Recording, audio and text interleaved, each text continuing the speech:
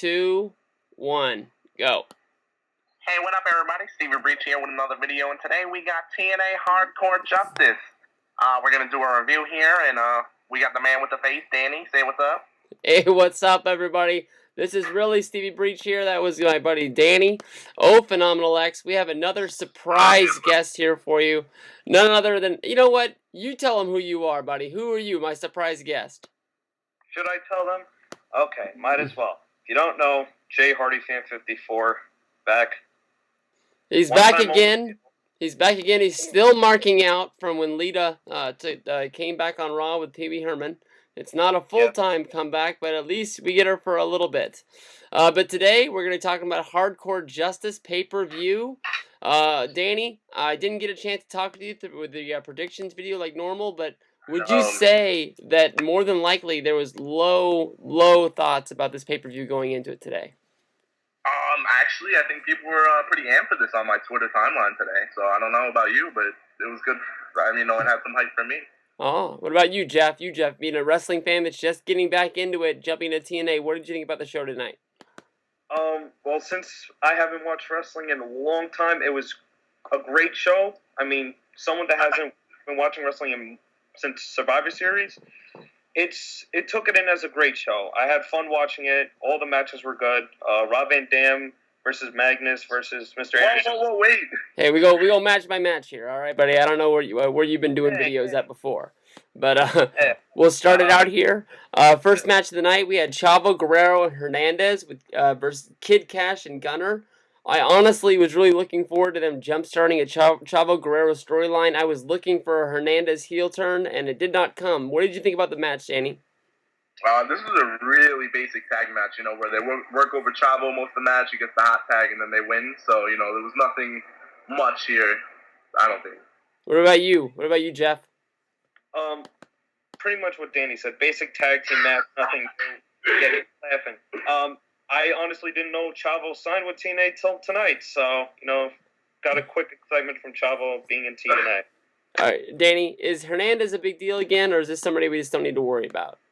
They're just throwing him on a card because he's Mexican and Chavo's Mexican. It's just something to do. Please know that all thoughts of Danny are not related to Stevie Breach at this time. No racism. All right, then we go to our first Bound for Glory series match. We have Rob Van Dam, the Pope, who was barely in this match, Mr. Anderson, and Magnus. Good old Aces and Eights took him out. They made sure that the Pope was not in this. I don't know why they thought the Pope was a contender in this match, but he was the chosen person to take out, leaving the three-way of Rob Van Dam, Mr. Anderson, and Magnus. Good old Magnus, everybody's favorite. Danny, what you think about this one? I was honestly scared when they took the Pope out. I know Twitter was jumping too that the Aces and Eights were going to take out like one guy of each four-way, but thank God they didn't. But, the match was still good without Pope. It could have been better, obviously, with another guy in there. But, they used the stipulation, and RVD picked up the win, which is nice for him. He needs some points right now. There you go. All right, Jeff, I know you're a big Rob Van Dam fan, and we had to cut you off earlier. What do you think about this match? I thought it was pretty good. Like you just said, I'm a huge fan of Van Dam in TNA, so, I'm happy to see him win. Though I'm new to this 20-point stuff in TNA, I have no idea what it's about. But, if Rob Van Dam leads anything, it's always a good day.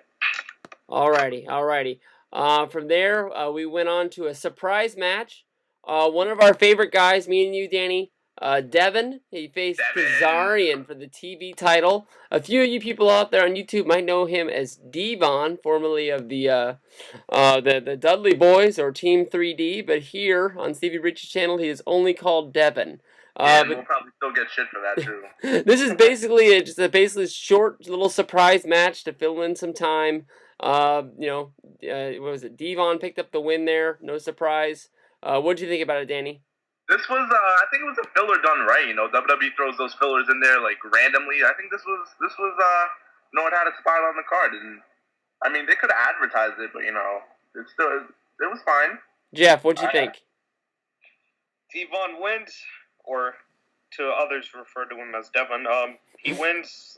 Nothing exciting out of this match. All right. Well, let me get. No, you know what? We'll come back to that, Danny. I will ask you a question later on. Okay. Miss Testmaster. Miss. match. I just like calling her fucking Brooke, but I guess with Brooke Hogan being there, we can't call her that anymore. But Tessmacher and Madison Rayne for the Knockouts title. I'm just gonna give it away. No match talk here. I was pissed. I thought that Tessmacher was the person that they were gonna make a star out of, and she fucking dropped the belt already to Madison Rayne. With the bad refereeing of good old Earl Hebner, but if he's getting him some, I don't blame him. Yeah, I'd be counting the 3 as well. Danny, what you think? Yeah, man, I totally agree. And I thought this little Earl Hebner shit going on was gonna be like a little mini sub thing just for the pay per view, but apparently not. I thought Madison would lose and then she'd slap him and whatever, and then they go on from there. But Miss Tassmacher was hot, and yeah, that's about it. Jeff, you got any knockouts talk to do? All I'm gonna say is a couple words. Maybe you and Danny might not know what I'm about to say, but as long as there's tits and ass, I'm okay with it. Yeah, come on. Throw that in. Which one would you give the dick better? Oh. Tessmacher. Madison Rayne screams too much, and I probably get a headache. So. All right. We move on to a tables match for 20 points in the Bound for Glory series. Bully Ray, James Storm, Jeff Hardy, Robbie E. Danny, what do you think about this one? This was the second best out of them, man. I was surprised to see Bully Ray win because I thought he was out of his way, leaving TNA. Basically. Okay, that's exactly what I want to talk about after the Devon match. But okay, with him leaving, do you think that all this trash that people have been talking about, the Dudleys leaving TNA or trying to get a new contract, maybe their contract is up, but both of them getting wins on the pay-per-view, do you look at this as a way of maybe saying, thank you and goodbye, or do you think this is a way of shutting the dirt sheets up and saying, these guys are staying here and we have no thoughts of getting rid of them? If they were on their way out, I think Aces and Eights would have beat down Bully Ray tonight, and Devon would have dropped the title. So I think they re-signed. What about you, Jeff? What did you think about this match? This is one of my favorite matches of the night. Had a great time watching it. Brother Ray, Bully Ray, whatever you want to call him. Him winning is always a good thing because, growing up watching him, Jeff Hardy, James Storm. But honestly, Jeff, if you haven't watched this, I don't know, you haven't watched wrestling since Survivor Series, but you haven't watched TNA probably, and God knows however, you have honestly missed the full push of Bully Ray. He, honestly, if you don't believe me, is one of the best things going in TNA. He's not a title contender. But I mean, show in, show out. It doesn't matter if it's pay-per-view or TV. He is a main thing for that company. He's probably one of the best things going. Well, that's what I'm hearing. That he's actually one of the top stars in TNA right now, and I'm surprised because earlier in TNA, when he was with Devon, also as Team 3D, they weren't getting pushed, and neither was he. When they first became separate stars, he wasn't getting pushed. To see him get pushed now, maybe a little bit too late, but. They're giving him the push he, probably always wanted in TNA. As for Robbie E., him eliminating himself, putting himself through the table, shit happens, but I'm happy to see Brother Ray win. We get some thoughts on Robbie E., Jeff? You don't want me to know. It's too vulgar for YouTube, put it that way. We definitely don't want you to know that. All right. Next we would like to say that even though that we were promised by Jeremy Borash that security had swept the whole arena and Aces and Eights was out and nowhere to be found, they did reappear during this match. They didn't seem to pick on anybody or they were pointing fingers that maybe it was James Storm. They caused the finish of this. At the end, Bully Ray was saying that he had. What did he say? He said he broke his elbow after the match. Danny, you have any belief in that, or is he just selling the match? He broke his elbow. I didn't see that. Oh, that's right when the match was in, and that's what he was saying. You could see it on TV. I mean, I don't see a reason for him to lie about that. He'll be all right. All right, here we go. We got Zema Ion and Kenny King for the X Division title, a match that really raised the bar for me on both of these guys. Every time these guys have been out there, I've been going back and forth if I like these guys, if I don't like these guys. These guys really impressed me tonight. What do you think, Danny? Yeah, I can honestly say I'm a fan of Zema Ion now. The guys have been really growing on me these past few months, and now I can, after tonight, I'm definitely a fan of them, And the match itself was, really good. At that point in time, it was match of the night.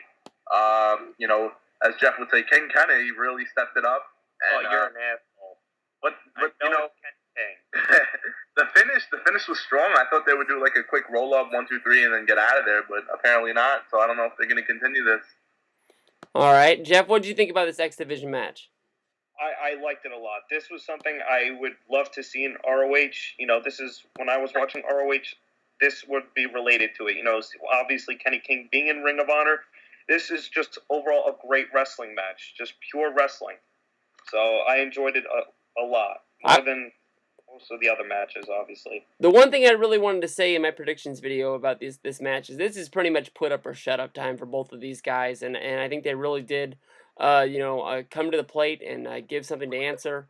I thought they did really, really good, and I'm glad that Kenny King is finally finding his groove in TNA. From the next match, which should have been on paper the match of the night, I don't see any way this could have been bad. I mean, the easiest way you could think of it is that Samoa Joe, Christopher Daniels, and AJ Styles in 3 ways have put on some of the best matches in TNA's history, and then on top of that, you're adding in Kurt Angle. That's like getting a Whopper with cheese and adding more cheese. There's no way to mess this up, all right? But like adding bacon. This match was good, but I don't know why. It just wasn't great. Maybe it was they added in the ladder match stipulation. But what do you think about this match, Danny? Yeah, I was definitely let down, but it was almost great. Wow. During the match, they had AJ up in a muscle buster, and Kurt Angle came to give Joe a German suplex, and they were gonna do that spot. Like, just thinking about it, that's like epic. But they botched it. I was like, oh, come on, do it again. And then they pretty much just worked on Daniels, and AJ just came out of nowhere, grabbed that contract, and it was still very good, but expecting more spots, I guess you can say. A ladder match where you grab a piece of paper. Only TNA for you. And people say that it's gotten better since Russo left. They did it last year too, when Morgan and Crimson, right? Yeah. And another guy too. Jeff, what were your thoughts about this match? I liked it a lot. Overall, all good wrestlers. My favorite part of the match was when Kurt Angle and Samoa Joe were just fucking up Christopher Daniels, like trying to see who could do the best suplex to him, and he just got the shit beat out of him. And obviously, as you could hear from all the fans in the pay-per-view, everybody hates Christopher Daniels, so why not? It works all together. There you go. Then from here on out, I'm going to go ahead and tell you right now, I'm pissed. I'm pissed about this next match. Austin Aries defeating... Because he's scoring over my man, my new favorite wrestler. I've thrown Jack Swagger a bone, and he's back at the bottom of the pack. I wanted Robert Roode against James Storm for the damn TNA title. I wanted it. I wanted it bad. I've wanted this for months. When did they break up? October? And I'm not going to get it now. I'm pissed. What do you think about this match? Right now, I'm stunned that you just said Bobby Roode is your favorite wrestler. Is this the first that you're saying this? No, James Storm is my favorite. But Robert Roode is like my number 2 or number 3. I might put him behind Swagger. I'll give him the number 3 slot. Is this the first, though, that you're admitting this? Like, Swagger's not number 1 anymore? I said it once in a video, but I guess people passed it up somehow. This is definitely, like, newsworthy information, so everyone should, jot that down. But I don't think that match has to be for the belt. James Storm and Bobby Roode, I think... they're just going to play, like, the Aces and Eights storyline into it and then just, have a cage match or some shit at Bound for Glory. But, for the match, it was really, really good. It was match of the night. I don't think it was as good as last month. But, it was still good. And they did a spot where they both did the roll-up and both refs counted 3 and then they restarted it. And then, Aries got the quick win. I was like, yes, thank God. So I'm hoping for, like, Aries AJ at Bound for Glory. All right, Jeff, what'd you think? I liked the match a lot. I'm going to be honest, it was very long, but I did enjoy it. What happened when Earl Hebner came in, when both wrestlers had their shoulders on the mat, it kind of reminded me with Booker T and Chris Benoit for the U.S. title, if you guys remember that back in 2005, I think it was. Yeah. That kind of reminded me what was going to happen, and if they had some type of best of 7 or best of 4, whatever matches, I would have been really cool. But as long as Austin Aries got the title, because I'm not a big fan of Bobby Roode, Robert Roode, never liked him in TNA. Austin Aries, I liked him in Ring of Honor, so it kind of brought me into TNA liking him. So from here on out, no rematch. That was the clause that they said. No so rematch. no rematch. So you really think you're picking Aries versus AJ? That's your dream match. It's not my dream match, but I want to see that happen.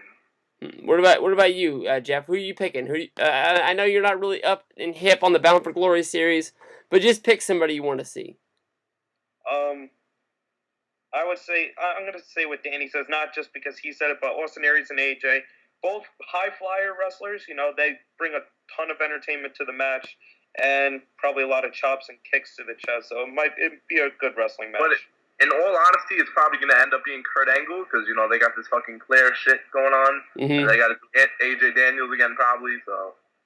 There you go. There you go. It worked for me. Well, we'll be back next month, getting ready for the next TNA pay-per-view. For everybody out there, thank you very much. Thank you, Jay Hardy54, for making your return here. And Danny, the man with no face. I hope to talk to you more about WrestleMania plans. Talk to you later. Wait, we had Jeff Hardy on the show tonight. Jeff didn't mark out.